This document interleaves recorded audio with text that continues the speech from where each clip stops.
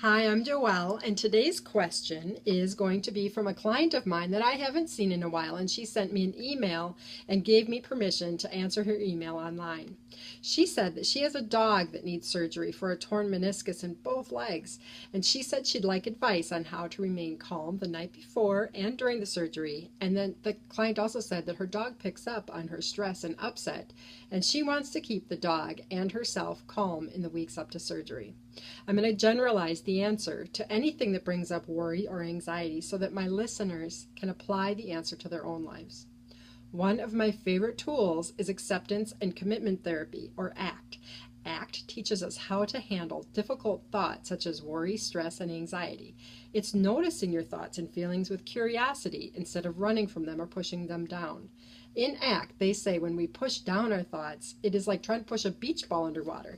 The second we let go, it comes whooshing up to the surface and smacks us in the face, making the pain worse than if we would have just felt the feelings in the first place. In ACT, we remember that we are not the thoughts, we are the thinker of the thoughts. We are the observer noticing the thoughts. And you can connect to that observer part of you, noticing the thoughts with flexibility and fluidity. And it would be like this. I am noticing the thought that I'm worried about my dog. And I'm noticing the thought that when I think about the surgery, I get afraid. And I'm noticing that when I have these thoughts, my chest gets tight. And I'm noticing when I think about my dog and I'm thinking the thought, I don't know what I would do without her. And I'm noticing how much fear is surrounding that thought. And I'm noticing how much fear is surrounding the thoughts of worry and thinking about noticing, and that when I think all these thoughts about not having my dog, sometimes it gets hard to breathe. And I'm noticing that when I have fear thoughts and I'm projecting an imagined future, what ifs about what if something happens to my dog.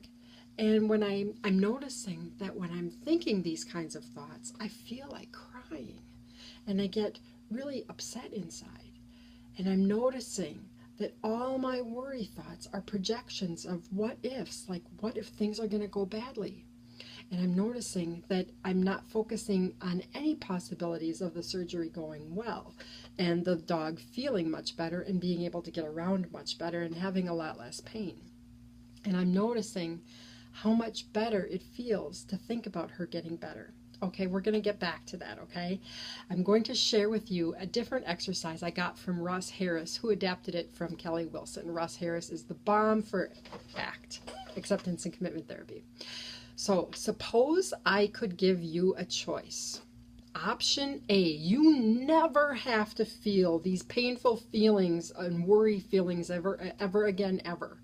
But it means you lose all the capacity to love and care. You care about nothing. No one matters, nothing matters. And life becomes meaningless because you don't care about anything whatsoever. Option B, you get to love and care. People matter to you.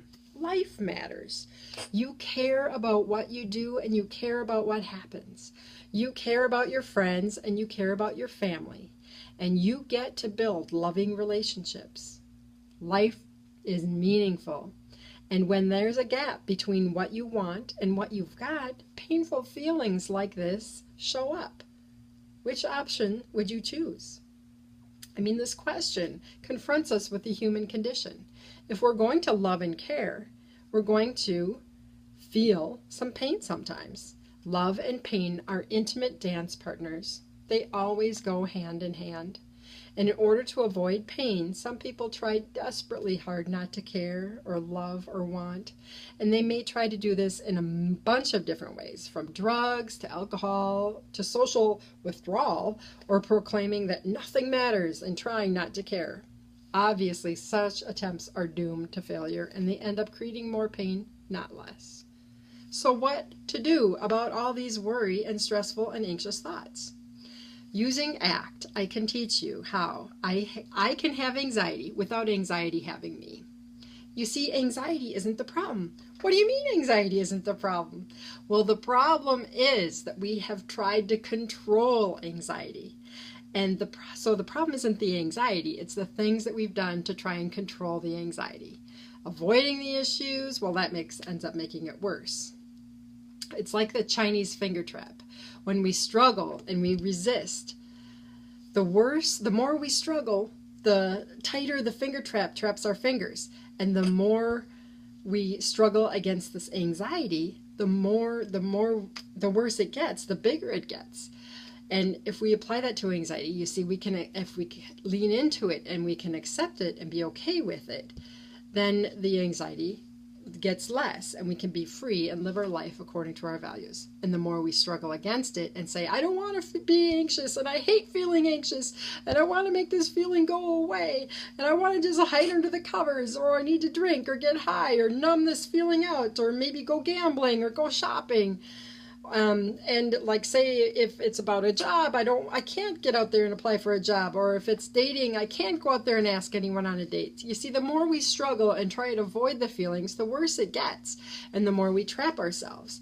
And the more we accept the feelings. And the more we just allow ourselves to feel the feelings, the more freedom we have. So it's like that beach ball I talked about before, and typically, it's not even just one beach ball that we're trying to push under the water. It's struggling to juggle a whole bunch of beach balls at once.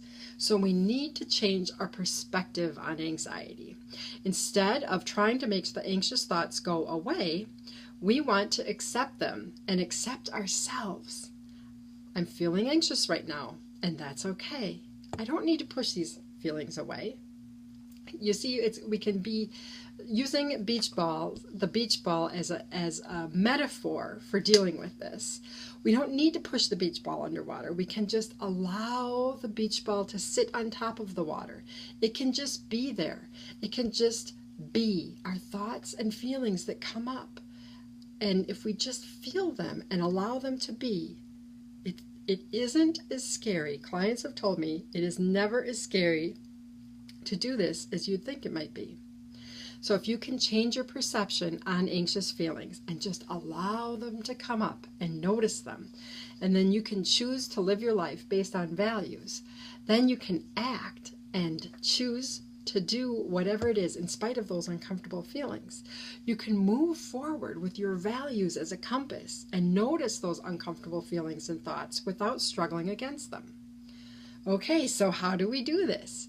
There's so much more to ACT that I'm cramming into this short video, but I want to just give you a little taste and a little framework for the big picture and a short exercise for feeling better right now.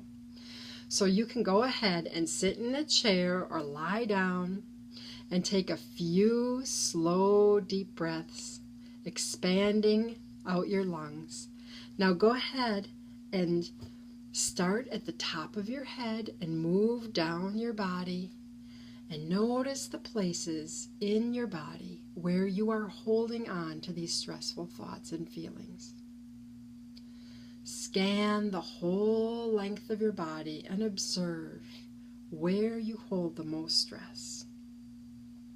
And just focus on those areas where you are holding stress. And notice the stressful feelings in your body.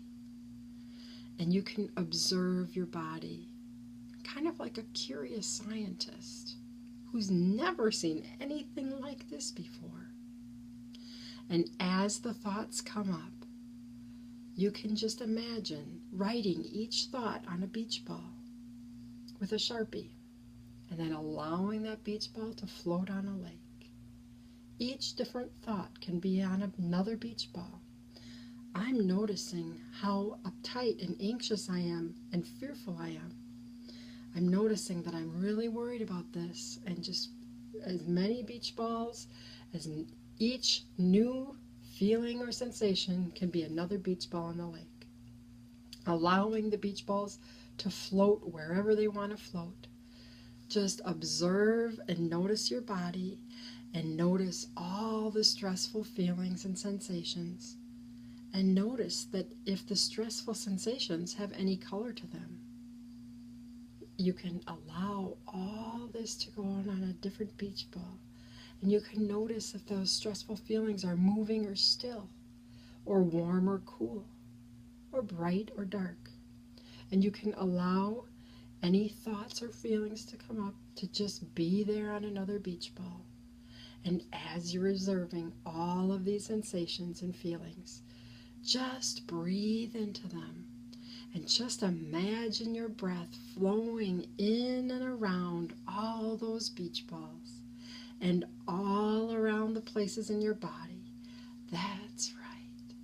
Just breathing in and around and allowing it all to be, and just noticing it there with curiosity. And as you're breathing into it, just open up more and more to these feelings. And just go ahead and make more space for the feelings. And expand around the feelings. And expanding all around those beach balls. Breathing around the feelings and opening up more and more. And you might notice that you might be more and more able to just allow these feelings to be there. And you don't have to like the feelings or even want the feelings. You can just allow the feelings. And you might notice that you can just allow these thoughts and allow these feelings to be. You might feel like pushing these feelings away, and that's okay. You can just allow that urge to push it away is there. You don't need to act on the urge.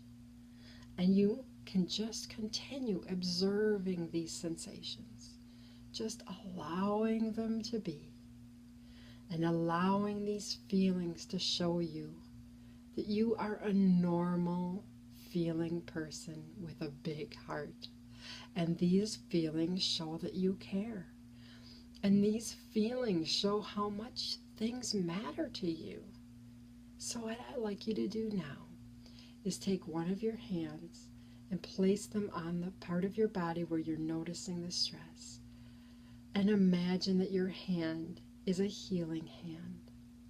Perhaps even the hand of a loving friend or a parent or nurse or healer. And you can just imagine that you can feel the warmth from your hand go into your body, not to get rid of the feeling, but to make room for it. To just be soft and soften up and loosen up and make room for it. You can just imagine holding these feelings inside of you like a crying baby or frightened puppy. And you can just allow your hand to relax as you breathe into the feeling and expand around it. And you can just notice that it's there. And there's room for a full range of emotions inside of you. And how much easier is it to let go of the struggle and put our energy into doing things that make life meaningful. So beautiful. That is my answer to your question. Try this and let me know if it helps. Anyone else watching, I am happy to answer your questions to help you get your life together. So you can send me an email at happytobeme.tv@gmail.com. And you can even join my private Facebook group. If you email me, I'll let you know how. And you can comment and ask questions in the Facebook group without anything showing up on your news feed. So I am sending you, dear watcher and listener, blessings, and I hope your day is just as amazing as you are.